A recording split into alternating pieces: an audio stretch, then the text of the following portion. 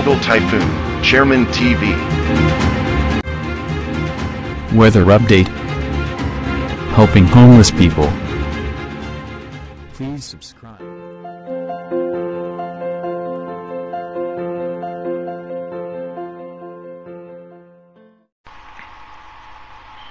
Magandang umaga po. Ito po ang latest update natin ngayong araw, August 9, 2024. Meron pa rin po tayong minomonitor na panibagong low pressure area na nandito nga po sa parte ng eastern section ng Taiwan.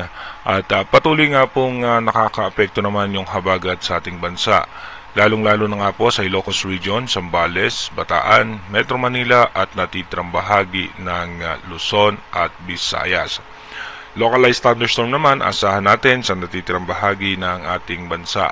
Ayon naman po sa latest update ng Advanced Weather Forecast, meron nga mga posibleng bagyo na mabubuo sa labas ng ating Philippine Area of Responsibility at magandang balita nga po na ito'y tutungo sa may karagatan ng Japan at mababa ang tsansa na ito po'y pumasok o maglandfall sa ating kalupaan.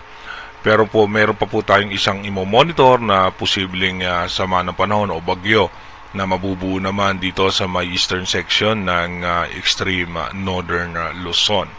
Sa ngayon nga po, patuloy pa rin na asahan natin na magkakaroon ng mga tsansa ng pag-ulan. Mamaya nga pong alas 12 ng tanghali, magiging maayos at maganda lagay ng panahon.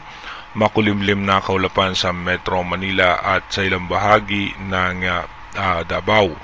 Pagdating naman po ng alas 3 ng hapon mamaya, mataas po ang tsansa ng posibilidad ng pag-ulan dito nga po sa may parte ng Central Luzon, Metro Manila, maging sa may parte nga po ng Davao. Asahan natin ay magkakaroon ng mga pag-ulan sa Zamboanga Peninsula.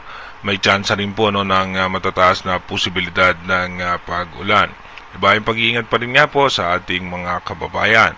Pagdating naman po ng alas 8 ng gabi mamaya ay dahan-dahan na nga po gaganda pa ang lagay ng panahon, makulimlim na kaulapan sa Mindanao at asahan naman natin may chance ng mga isolated rain shower, ganun din po sa may Luzon at Southern Luzon. Pagdating naman po ng alas 11 ng gabi mamaya, makulimlim na kaulapan, posible nating maranasan at may mga chance rin po ng pag-ulan sa madaling araw. Dumako na nga po tayo sa ating advanced weather forecast.